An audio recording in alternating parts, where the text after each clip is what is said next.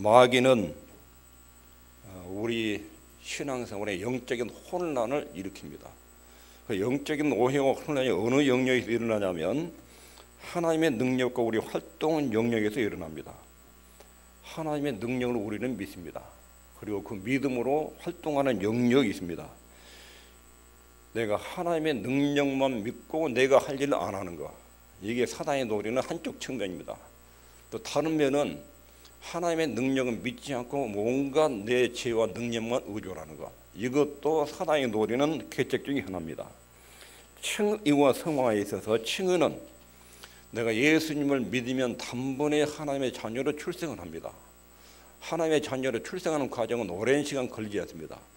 예수님을 내 마음속에 모시면 하나님의 생명이 내 속에 들어옵니다. 그 순간 나는 하나님의 자녀 신분을 얻게 됩니다. 신분. 그러면 내 속에 하나님의 생명이 들어오지요. 하나님이 주신 생명 안에는 무엇이 들어있냐면 믿음이라는 것이 그 속에 들어있습니다. 믿음은 영적인 생명을 우리 주님과 교통으로 이어지도록 만들어집니다. 예수님이 들어오면 그때부터 나는 주님과 교제가 이루어집니다. 그분과 대화를 나누고 그분의 음성을 듣고 이 생명의 새로운 생명의 씨앗은 반드시 주님과의 교제가 이루어집니다. 소통과 교제 속에서 그 믿음은 꾸준하게 자라고 성장을 합니다. 이 영적 생명은 주님과 교통을 하면서 유지가 되고 자랍니다. 이것이 칭의예요. 칭의. 칭의는 예수 믿고 의롭다함을 얻는다. 신분을 취득하는 것은 순간적으로 이루어집니다. 그 다음에 성화는 현재 가지고 있는 믿음 안에서, 그 믿음이 어떻게 왔다고요? 예수님을 내 마음에 영접하면 예수님의 생명이 내 속에 들어오고 그 생명 안에 믿음이 있어요. 그리고 그 믿음에 의해서 또 믿음을 통해서 내 속의 영혼이 자라고 성장합니다. 훈련되고 자랍니다. 그 믿음이 주님과의 관계를 연결해주고 교통이 이루어지고 교제가 이루어지고 이야기가 되고 그분의 음성을 듣고 나는 주님께 이야기하고 이러면서 막 태어난 영적 생명이 그런 식으로 자랍니다. 근데 여기서 내가 해야 될 일이 있습니다. 예수를 믿으면 반드시 그분과 교제를 해야 됩니다. 이야기를 하는 이야기를. 그리고 그분의 음성을 들어야 됩니다. 이것은 내가 해야 될 일입니다. 예수님이 내 안에 들어오시니까 내가 가만히 있으면 그분이 알아서 내 속에 다 해준 게 아닙니다. 예수를 믿으면 교회에 나오셔야 됩니다. 스스로 앉아서 기도해야 됩니다. 집에서 기도 시간을 확보해야 됩니다. 성경을 읽거나 듣는 시간도 확보해야 됩니다. 그것이 내가 해야 될 일입니다. 그러면 그렇게 하면 내 안에서 성령께서 늘 역사하시고 믿음이 자라도록 역사하십니다. 요한계시록 2장 3장에 보면 7교회에 보낸 편지가 있습니다. 반복되는 동일한 말씀이 한 가지 있는데 이기는 그에게는 이런 말씀이 자꾸 주어집니다. 사단의 공격에서 교회가 이겨야 되는데, 죄와의 전투에서 이겨야 되는데 이기기 위해서 너희들이 해야 될 일이 있다. 이기는 그에게는 동일하게 여러 차례 말씀하시는데 이겨야 된다. 그리고 이기기 위한 방법도 거기에 기록해 놨습니다. 이건 전부 다 우리가 해야 될 일입니다. 주님께 맡겨놓고 포기하고 있으면, 구기하고 있으면 그런 일이 안 이루어집니다. 7개 편지에서 회개해야 될 것, 처음 사랑을 회복하라, 처음 행위를 가져라, 깨어있어라, 말씀을 준수해라, 이런 할 일들을 가르쳐줍니다. 그리고 그것을 위해서 기름 부음, 깨끗함, 안약, 의복, 필요한 것들 주님이 다 준비해놓고 이것들이 있으니까 이것들 바르고 취해라. 우리가 행할 수 있는 것을 이렇게 알려주십니다.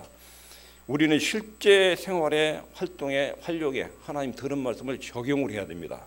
우리는 영적인 양식이 필요하고 예수님과 교통이 필요합니다. 주님 안에서 내 상태와 내 현주소를 잘 파악해야 됩니다. 하나님의 자녀 신분, 이걸 늘 확신해야 됩니다. 그리고 하늘나라에 대한 보배롭고 큰 약속, 적이 큰 약속, 이것은 늘 기억에 내야 됩니다. 지속적으로 이 일을 훈련해야 됩니다. 하나님과 함께 있는 훈련, 하나님을 찾아오는 훈련, 하나님의 말씀을 듣는 훈련, 그분과 대화를 나누는 훈련, 이것은 지속적으로 이루어야 되고 이런 훈련 없이 믿음이 자라는 경우가 없습니다. 예수 믿고 가만히 구경만 하고 하나님 보고 알아서 하라고 그렇게 자기 신앙을 방치하면 자라지 않습니다. 듣고 깨닫고 기도하고 연구하고 이런 경건한 생활에는 시간이 필요하고 훈련이 필요합니다. 시간을 들인 것만큼 훈련한 것만큼 신앙이 확고하고 견고해집니다. 믿음의 풍요로움은 하나님의 은혜를 누리는 것은 훈련하고 기도하고 말씀을 듣는 역량만큼, 그 화려한 역량만큼 자라게 됩니다. 여기는 비결이 없습니다. 경건한 생활에는 시간이 걸립니다. 그리고 그 시간을 많이 확보를 해야 됩니다. 하나님 말씀을 듣는 시간, 생각하는 시간, 기도하는 시간, 이런 시간을 금년 한 해 여러분 하루 종일 만들어야 됩니다. 그리고 그 시간을 많이 활용할수록 여러분 마음속에 기쁨이 충만하고 기도 응답이 나타나고 시험에 능력을 체험하고 영적인 성장이 이루어집니다. 성경적인 방법을 따를 때 확실하게 이런 믿음이 증가합니다. 마태복음 13장 12절에 주님 말씀하시기를 무릇 있는 자는 받아 넉넉하게 되되 무릇 없는 자는 그 있는 것도 빼앗기리라. 주님의 은혜를 알고 그리고 그분의 임재를 느끼는 모든 경험들, 이것들을 우리 신앙을 견고하게 하고 튼튼하게 세웁니다. 하나님 말씀 듣거나 읽는 것들 꼭 시간을 확보하셔야 됩니다. 기도하는 시간을 꼭 가지셔야 됩니다. 하루 일과정에 기도 시간을 확보해야 됩니다. 아무리 바빠도 내 기도 시간 어떤 시간에도 침입받지 않도록 그 시간을 확보해야 됩니다. 말씀 듣고 기도하고 생각하고 이런 시간과 이런 시간을 확보하지 않으면 믿음이 자라지 않습니다. 매주 매월 매해마다 힘있게 성장하도록 경건한 시간을 확보하면 속에서 믿음이 자라고 확신이 강하고 은혜를 충만하게 누리게 됩니다. 이런 믿음의 실행은 믿음에 대한 기본적 원리입니다. 경건에 대한 기본 원리에는 지름길이 없습니다. 투자한 것만큼, 말씀을 들은 것만큼, 말씀을 암송한 만큼 일상생활에 생각이 나고 떠오릅니다. 어느 순간 감동이 돼서 말씀이 떠올라야 되는데 그때 떠오른 말씀 언젠가 들은 것, 언젠가 읽어놨던 것, 언젠가 암송한 것, 이게 떠오릅니다. 그 범주 밖에 있는 말씀은 안 떠오릅니다. 말씀을 들은 것만큼 아는 것만큼 생각이 나고 떠오릅니다. 그 떠오른 것만큼 내 인생이 풍요로워지고 하나님의 능력과 은혜를 경험할 수 있는 것입니다. 이기는 그에게는 내가 해야 될 일이 있다는 것입니다. 이기기 위해서 너희들이 해야 될 일이 있다. 안 그러면 패한다는 것입니다. 시편 34편에도 이것을 구면합니다. 다윗은 하나님의 은혜와 선하심을 몸소 경험했습니다. 자기가 하나님을 체험하고 나니까 그 체험을 백성들도 같이 경험하기를 바라는 거예요. 우리 유다에 있는 백성들이 다 나처럼 이 은혜를 경험하기를 바라는데 유다 백성들이 구경만 하고 그 은혜의 영역으로 들어오지 않는 거예요. 너무 답답해서 시편 34편에 이렇게 시를 짓습니다. 내가 여호와를 항상 선축하며 그를 송축하며 내 입에 계속하리로다. 내 영혼이 여호와로 자랑하느니 공고한 자가 이를 듣고 기뻐하리로다. 나와 함께 여호와를 광대하시다며 함께 그 이름을 높이세. 내가 경험한 하나님 영역에 여러분도 들어와라. 나하고 함께 그분의 은혜의 세계를 경험하고 높이자. 영광을 돌리자. 이렇게 초대하고 있습니다. 백성들 가운데는 하나님의 은혜를 못 보고 멀리도 구경만 하고 하나님은 그런 분이구나. 다윗에게 저렇게 역사하고 계시구나. 나하고는 상관이 없다. 저분한테만 저렇게 역사하신 분이구나. 이렇게 구경만 하고 하나님 은혜 안에 들어오지 않은 것입니다. 그래서 다윗이 8절에 너희는 여호와의 선하심을 맛보아 알지어다. 구경만 하지 말고 맛 좀 봐라. 내가 느낀 하나님을 여러분도 좀 맛을 봐라. 이렇게 초대하고 있는 것입니다. 하나님의 은혜를 구경만 하지 말고 맛보라는 것입니다. 하나님의 능력과 하나님의 인도 그리고 성령의 인간의 행동, 이 두 가지가 잘 조화를 이루어야 됩니다. 신앙생활에는 처음에 타고난 능력과 권능이 있습니다. 그리고 이 권능이 내게 체험되려면 내가 해야 될 기본적 태도가 있습니다. 하나의 능력은 내가 가만히 있으면 저절로 내게 부어지지 않습니다. 하나님은 항상 능력과 권능이 충만합니다. 근데 이것을 느낀 사람이 있고 느끼지 못한 사람이 있습니다. 그 능력을 체험한 사람이 있고 체험하지 못한 사람이 있습니다. 이것은 인간의 문제입니다. 인간적인 문제입니다. 하나님은 항상 능력이 있습니다. 그러나 인간의 행동 사이에 여기에 신앙에는 모험이 필요합니다. 믿음에는 모험이 필요합니다. 하나님 말씀을 듣고 믿으면 그 다음에 행동을 해야 됩니다. 서서 구경만 하면 하나님의 능력, 인자하심, 사랑 맛보지 못합니다. 이것은 예수 믿는 성도 전생에 있어서 마찬가지입니다. 사람들은 방관하고 돌아섭니다. 그 사람에게나 해당되지 나하고는 상관이 없다. 그 기도는 저 사람한테는 응답되지 나하고는 상관이 없다. 간증을 듣도 그 사람이 이제 그러게 되지 나는 상관이 없다. 이런 식으로 구경꾼이 되고 흘러들습니다. 나한테는 적용하지 않습니다. 이런 병든 믿음은 모험이 필요합니다. 믿음에 대한 모험, 이 모험이라는 원리로 치료가 돼야 됩니다. 피해, 손해 이걸 감수하고 하나님의 말씀을 들으면 그대로 한번 실험해 봐야 됩니다. 실제로 내가 그 말씀이 사실인데 한번 경험 한번 해봐야 되겠다. 구약성경 모세의 경우에 이스라엘 백성들이 목이 말랐습니다. 광야를 걸었는데 물이 없으니까 막 물류라고 원망하고 난리를 피웠습니다. 물이 없어서 목말라 죽겠다고 하나님께서 모세에게 네 지팡이를 가르쳐 바위를 쳐라. 바위를. 여러분 바위에서 물이 나오겠습니까? 안 나오겠습니까? 바위를 때리면 바위에서 무슨 물이 나옵니까? 모세가 납득할 수 없는 명령을 하나님 하신 거예요. 저 반석을 쳐라. 물이 나올 것이다. 모세는 헷갈린 것입니다. 무슨 반석을 치면 어떻게 반석에서, 그리고 이게 평지도 아니고 움푹 꺼진 데도 아니고 높은 산 위에서 반석을 치면 거기서 물이 나온다는 거예요. 물이. 도저히 물리학으로는 상식으로 통하지 않는 말씀을 하나님이 하신 것입니다. 모세는 말씀을 들었습니다. 말씀을 들으면 여기 믿음의 어려움이 발생합니다. 하나님 말씀하고 현실하고 안 맞는, 그리고 이 말씀들을 행했을 때 안 돼버리면 내가 얼마나 수치를 당하느냐, 이런 것들이 복잡하게 작용되면서 말씀에 순종하기를 거부하는 태도를 취하는 경우가 있습니다. 모세는 하나님 말씀을 들었습니다. 그리고 반석을 때리러 간지가 그냥 하나님이 시킨 대로 반석을 친 거예요. 반석이 쪼개지면서 땅속에서 물이 솟구쳐 오른 거예요. 그 반석 밑에 땅속에서 솟구쳐 오른 거예요. 그래가지고 광야 생활 동안 그 물로 오랫동안 목을 적셨습니다. 여기 하나님의 능력, 인간의 행동, 이 두 가지 요소가 기적을 경험하게 만듭니다. 하나의 약속의 말씀이 있고 능력이 있습니다. 그리고 여기에 대한 내 반응과 태도가 있습니다. 믿음으로 그 말씀의 반응을 보이면 그때 능력을 경험합니다. 말씀에는 순종하는 행동에 능력이 나타나도록 역사합니다. 신약 성경에도 마찬가지입니다. 예수님이 회당에 예배드리러 갔는데 거기에 바리새인들이 예수님을 감시하는 사람들이 많이 찾아왔습니다. 그리고 회중 중에 한쪽 손이 마비돼 가지고 손을 움직이지 못하는 환자가 있었습니다.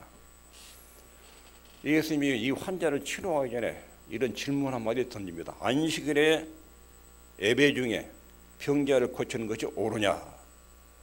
그러니까 율법학자들 바리새인들이 막 난립니다. 안식일에 병자를 고치는 것은 안식일 계명을 어기는 것이다. 그러니까 예수님께서 그 악함을 책망합니다. 책망하시고 나서 주님이 하신 말씀이 환자를 일어섭니다. 일어나라. 손이 마비되어 있습니다. 근육이 완전히 굳어 있습니다. 근데 이 굳어진 근육을 손을 내밀라는 거예요. 손을 내밀라는 거예요. 네 손을 내밀라. 일어나가지고 한 번도 이걸 움직여 본 적이 없어요. 근데 이걸 내밀라는 거예요. 내밀라는 거예요. 가만히 듣고만 있으면 그것은 다른 사람의 이야기고 나한테 해당한데, 듣고만 있으면 이 사람 못 고칩니다. 근데 내밀라 보니까 힘대로 내밀어 버린 거예요. 내밀과 동시에 치료가 돼버리지. 하나님 말씀을 들으면 안 되는 거예요. 여기 안 되는 거예요. 굳어 있어. 마비되고. 근데 내밀라는데 그냥 힘대로 손을 내밀어 버린 거예요. 이게 치료가 되고 그 순간 고쳐져 버린 겁니다. 이게 기적에는 하나님 말씀과 능력이 있고 우리 믿음의 반응이 있습니다. 말씀에 순종하는 반응. 그러면 그 말씀대로 되는 것을 경험하게 됩니다. 이런 일이 마태복음 14장 오늘 본문에 나와 있습니다. 제자들은 배를 타고 건너가는데 예수님이 저쪽에 계시고 제자들만 먼저 배를 타고 건너옵니다. 근데 밤중에 막 바람과 파도가 심하게 일어납니다. 그런데 바다에 보니까 바다에 사람이 걸어오는 거예요. 유령이다. 우리 제자들이 무서워가지고 놀래가지고. 근데 그 건너오는 분이 난이 두려워 말라. 예수님이 저쪽에 계시다가 제자들이 파도에 힘겨워하니까 밤중에 바다 위로 걸어서 오신 거예요. 제자들한테. 그러니까 제자들이 그런 모습을 한 번도 본 적이 없어서 밤에 사람이 바다 위로 걸어오는 게 얼마나 놀랬겠습니까? 난이 두려워 말라. 그때 참 베드로라는 사람이 희한한 사람입니다. 만일 주님이 맞다면 나도 바다 위로 걸어서 오라고 하십시오. 그런 이야기를 해요. 여러분 중에 그런 사람 있습니까? 하여튼 베드로는 베드로예요. 나보고 한번 바다 위로 걸어오라고 해보십시오. 오라. 베드로가 배에서 내려가네요. 그리고 걸어가요. 그냥 꾸준히 걸어가면 되는데 주변의 바다와 풍랑을 보다 이 사람이 놀래가지고 바람과 풍랑을 보고 무서워하는 순간 물속으로 꼬르륵 빠져들어간 거예요. 나 좀 살려주셔. 예수님이 딱 잡아서 건져주면서 믿음이 적은 자야 왜 의심했느냐, 왜 의심했느냐. 여러분, 의심이 있어서도 베드로의 믿음을 주님이 칭찬한 거야. 너 믿음으로 걷지 않았느냐. 나 보고 계속 오면 되지. 쓸데없이 바람과 풍랑을 보냐. 나 보지.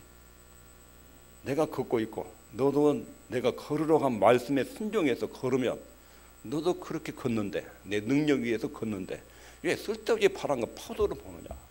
나를 보지. 여기서 믿음이 적다는 말은 주님을 보지 않고 시선이 다른 데로 옮겨진 것을 말해요. 주님의 능력과 약속을 보고 걸으면 되지. 그렇다고 주님께서 빠진 그들은 놔두지 않았어요. 오라 말씀이 있지요. 베드로는 그냥 행동했습니다. 바다 위로 걸어간 사람은 세계 역사상 한 명뿐이에요. 베드로 한 명. 물 위로 걸었습니다. 능력이 나타났습니다. 의심하자 빠집니다. 그래도 주님이 방치하지 않고 의심하는 베드로를 일으켜주면서 경고를 해줍니다. 말씀을 듣고 행동하면 능력이 나타납니다. 하나님의 말씀을 믿고 움직이면 그대로 됩니다. 간증이란 것은 하나님이 이런 분이고 주의 말씀이 이렇게 약속되어 있는데 내가 말씀대로 믿고 행동했더니 말씀대로 되었더라. 그게 간증이에요. 간증. 그러니까 다른 사람 간증을 들으면 나도 그렇게 될 수 있겠구나, 그렇게 받아들이셔야 돼요. 그럼 그 사람 이하이고 나한테는 안 돼. 이 사람 구경만 하고 맛을 보지 못합니다. 사단이 온갖 힘과 능력을 가지고 강력하게 대응해오는 모진 환경 속에서 주님이 나타나서 우리를 붙드십니다. 침몰되도록 방구하지 않으십니다. 물속에 빠져들어간 베드로, 의심에서 빠져들어간 베드로도 주님이 건져내주시듯이 믿음이 실패해서 추락한 우리를 주님이 절대로 방구하지 않으십니다. 그대로 내 모습 그대로 나오면 되는 것입니다. 만일 계속 베드로가 믿음을 행사했다면 안 빠지고 걸었을 것입니다. 그러나 여기서 강조점은 다시 우리 노력과 활동 부분입니다. 우리가 항상 그렇게 하도록 능력을 주시는 주님을 의지해야 됩니다. 물 위로 걷도록 하시는 그분을 의존하는 거. 그러면 계속 걸을 수 있습니다. 배 밖으로 베드로가 나왔고 그런 능력을 체험했습니다. 사도행전에도 기적들이 참 많이 기록되어 있습니다. 이 기적들을 볼 때 주목할 것이 있습니다. 오늘날과 다른 면이 있습니다. 사도행전의 기적에는 실패가 없습니다. 믿습니까? 믿습니다. 그러면 일어나십시오. 근데 안 되는 경우가 많습니다. 요새는. 근데 사도행전에 그런 실패된 것이 없습니다.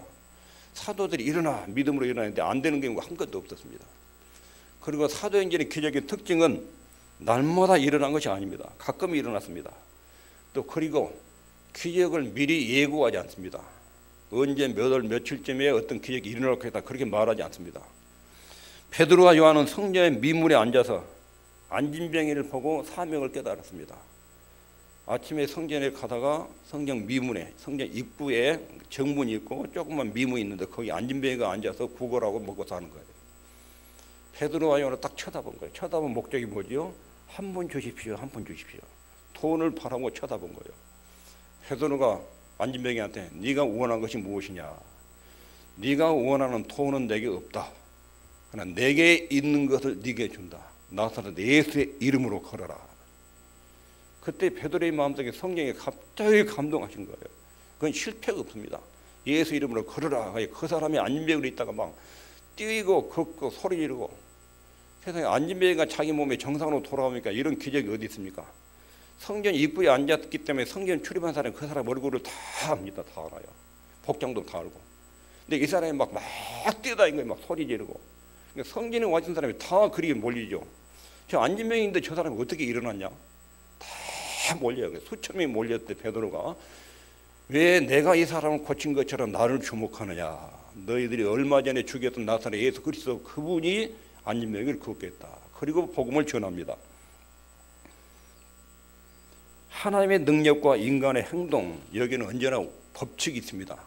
하나님의 약속된 말씀이 있고 여기에다 믿고 행동하는 믿음의 행동이 있고 그러면 주님의 능력과 권능이 나타납니다. 이것이 설교 영역에서도 사단이 교묘하게 남용을 시킵니다. 요즘에도 신비주의에 속한 사람들은 설교를 준비 안 해도 된다. 기도 많이 하고 성령께서 깨닫게 하고 그때 말씀을 주신 대로 전해야지. 왜 인간적인 지식을 넣어가지고 연구해가지고 말씀을 전하느냐? 하나님으로부터 직접 받아가지고 전해야지. 그리고 기도만 많이 하고 설교 준비 없이 강단에 서는 거예요. 그러니까 성경 펼쳐가지고 아무데나 나오는데 성령의 감동에 의존해서 말씀을 전하는 거예요. 그러면 이 사람들이 쓰는 말씀 인용이 시편 81편 10절, 내 입을 넓게 열라 내가 채우리라. 설교자 할 일은 강단에서 입을 넓게 열고 성령이 감동한 대로 막 선포하면 쏟아내면 된다. 이로부터 직접 바닥에 전해야 된다. 왜 앉아서 학문적으로 연구를 해가지고 인간의 생각을 집어넣어가지고 전하느냐, 이렇게 비판하는 것입니다. 그리고 이 사람들이 인용하는 또 다른 구절은 마태복음 10장 19절, 너희를 넘겨줄 때에 어떻게 또는 무엇을 말할까 염려치 말라. 그때 무슨 말할 것을 주시리라. 하나님이 말할 걸 준다고 했지 않느냐.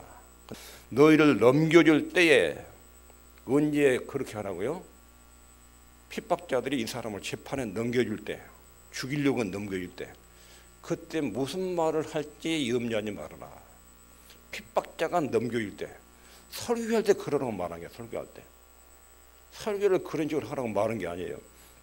여기다 때는 죄의 백성들이 불의의 체포나 구금을 당했을 때, 법정에서 모진 핍박을 당했을 때, 그때 성령께서 주신 말씀을 생각나게 해줄 테니까 핍박받고 법정에서 변호할 때 무슨 말을 해야 돼 걱정하지 말고 복음을 전해라. 너 잡혀갈 거 걱정하지 말고 전해라. 이런 내용입니다. 이건 성경적이 아닙니다. 하나님이 준비한 사람들이 말씀을 선포할 때 재료들을 많이 사용합니다. 구약의 에스라도 작정하고 율법을 연구합니다. 그리고 백성들한테 가르칩니다. 사도 바울도 예수님 만난 뒤에 아라비아 광야에서 3년을 지냅니다. 3년. 3년 동안 자기가 만나는 예수님이 왜 구약 성경하고 어떻게 연관되는지, 자기가 구약 율법 학자잖아요. 그 율법의 구약의 예언들과 약속들이 어떻게 메시아 예수님과 매치되는지 3년 동안 연구를 하고, 유대인들에게 그리고 이방인들은 어떻게 이 예수 그리스도를 구약의 근거에도 전할 것인가 정리해가지고 나왔습니다. 성령 충만함에도 불구하고 바울이 아라비아에서 3년을 준비했습니다. 설교자는 성경에 대한 많은 연구 시간을 할애해야 됩니다. 기도만 하고 서면 그냥 나오는 것이 아닙니다. 여기 사단이 이 부분에서 속입니다. 첫 번째는 설교 실력만 믿고 성령의 감동을 의지하지 않는 거, 이거 사단이 속임수입니다. 또 하나는 성령의 감동만 믿고 설교를 준비하지 않는 것, 이건 여기 사단의 속임수입니다. 설교 실력 준비할 때도 성령의 감동으로, 선포할 때도 성령의 감동으로, 선포된 뒤에도 그 말씀이 내 생활에 적용되도록 성령의 역사, 성령의 역사를 의존하고 준비해야 됩니다. 자기 머리만 믿고 준비하는 것 사단의 속임수입니다. 또 하나님의 능력만 믿고 준비하지 않는 것, 이것도 사단의 속임수입니다. 이런 일이 또 치유에서도 마찬가지입니다. 치유, 병 낫기를 위해서 기도하신 분들도 이 부분 조심해야 됩니다. 사단의 속임수 조심해야 됩니다. 신유에서 약이나 의술을 어떤 방법도 의존하지 말라. 병 낫기 위해서 붕괴비에 참석할 때 약 다 끊어라. 고혈압 약, 당뇨병 약 다 끊어. 그리고 믿습니다 하고 나와라. 제가 나주에 있을 때 믿음이 좋은 분들이 이런 실수를 자꾸 해요. 그 믿고 하나님께서 감동을 줬다고 약을 끊어버린 거예요. 약을. 그리고 2, 3일 지났다가 아주 응급실에 실려갔습니다. 그러기는 몇 번. 이분 속에는 믿음력이 막 하나님 믿으면 확신이 난다고 확신이 생긴 거예요. 그리고 확신을 행동으로 보여야 되는데 약을 끊어버린 거예요. 하나님 나 고쳐질 줄 믿으니까 약 안 먹어도 된다. 약 안 먹어가지고 아주 죽을 고생했습니다. 여기 한 가지 질문하면 정확하게 실체가 드러납니다. 여러분, 약물, 의사, 치료법 누가 주었습니까? 우리 몸을 치료하는 약이 어디서 나오죠? 어디서? 하나님 만들어놓은 식물, 광물에 나오는 광물에서. 하나님 천지창조할 때 우리 몸에 유익한 성분들을 사방에다 펼쳐놨어. 사방에다가. 인간은 하나님 만들어진 것을 연구해서 찾아낸 것뿐이에요. 인간이 만드는 게 아니에요. 하나님의 식물 광물에다가 인간을 치료하는 수많은 성분들을 집어넣어놨는데 이것도 인간이 학문적으로 연구해서 찾아낸 거예요. 이렇게 한의학에서 양약에서 찾아내요. 그리고 인간의 몸도 하나님 만드는 것을 연구를 해서 이러이러한 흐름이 인간의 몸에도 작용되고 있구나 걸 이게 밝혀내는 거예요. 인간의 의학이라는 것이 하나님의 은혜의 선물 안에 있어요. 하나님의 은혜를 벗어난 영역이 아니에요. 하나님은 우리를 치료하고 기쁨을 주시기 위해서 넘치도록 많은 성분들을 지상에 펼쳐놨고 식물, 동물, 광물 이런 데다 수없이 약물들을 넣어놨습니다. 인간은 하나님 주신 것을 발견하고 연구해서 사용하는 것입니다. 하나님이 분명히 주신 선물들이에요. 의약품, 의사, 의료기술, 의료기계들 하나님 주신 선물들이에요. 선물들. 근데 왜 이걸 쓰기를 거부합니까? 이걸 쓰면 왜 믿음이 없다고 생각합니까? 의사, 약물들은 하나님 주신 선물들입니다. 여기서도 마귀의 속임수가 있습니다. 의사와 약물만 의존하고 주님께 전혀 기도하고 도움을 구하지 않는 경우. 내 몸이 아프면 무조건 어디 병원이 좋냐? 하나님께 도움을 구하지 않아요. 이러다가 여러분 가끔 이런 실수가 터져요. 하나님께 도움 구하지 않고 병원에 가가지고 오진이 있어가지고 아주 실컷 고생하고 나면 그때도 하나님의 도움이 필요한데 어떤 의사가 매치가 되느냐? 그리고 의사가 내 몸을 진단할 때 어떻게 내 병명을 찾아내느냐? 여기에 주님의 은혜가 필요해요. 내 몸에 대해서 정확하게 아는 의사, 내 몸을 정확하게 감비하는 의사의 진찰 능력, 하나님께서 의사나 약물을 그때 열어줘야 돼요. 그래야고 나하고 딱 맞아떨어져야 돼요. 그래가지고 몸이 낫는 거예요.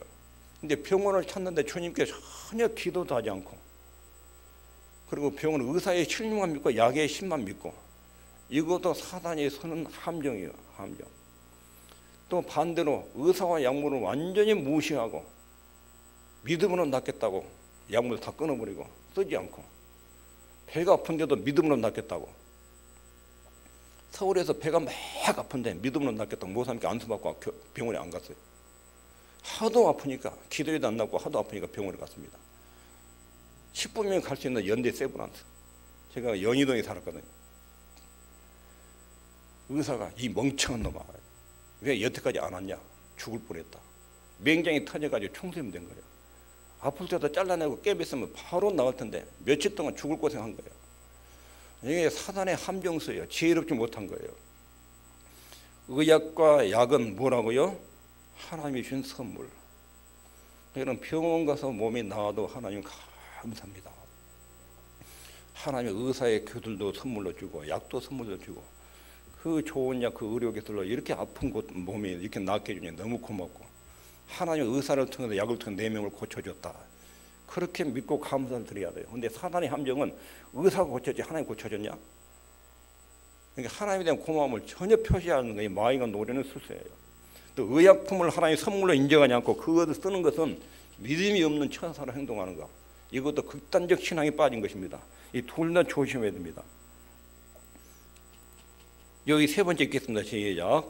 하나님을 신뢰하고 만일을 대비하라. 이게 건강한 신앙이에요. 노후 준비도 마찬가지예요. 내 노후 준비 하나님 알아서 책임지지. 그리고 적금도 보험도 하나도 안 드러나요. 미련한 것입니다. 하나님이 책임지지요. 그리고 준비해야 돼요. 대비하셔야 돼요. 내 몸 건강 하나님이 고쳐주십시오. 병원에 안 가. 이것도 미련한 것입니다. 하나님께 다 맡기고 내가 안 해버려. 할 일을 안 해버려. 미련한 것입니다. 그렇게 신앙이 극단적으로 치우치면 안 됩니다. 안전에 대한 병원에 대한 보험들, 미래에 대한 대비들. 그런데 여기서 또 함정 하나는 뭐예요? 하나님 믿지 않고 내가 알아서 미래를 다 준비한다고 발광을 떠는 거. 그래가지고 베풀 때 베풀지 않고 너무 이게 안 쓰고 이렇게 사는 거. 이것도 문제고. 하나님만 알아서 한다고 하고 하나 준비하는 거. 이것도 함정이고. 극단에 치우치지 않도록 신앙을 조심해야 됩니다. 이것이 하나님의 능력과 인간의 행동에 있어서 사단이 노리는 혼란이에요. 혼란. 혼란에서 기독교 신앙을 이상하게 세상에 나쁘게 이미지로 전달하는 사단의 계략들을 조심해야 됩니다. 오늘 하나님 말씀을 정리합니다. 마귀는 영적인 전쟁에서 오해와 혼란을 조장합니다. 어떤 영역에서요? 하나님의 능력과 우리 할 일 사이에서 발생하는 혼란입니다.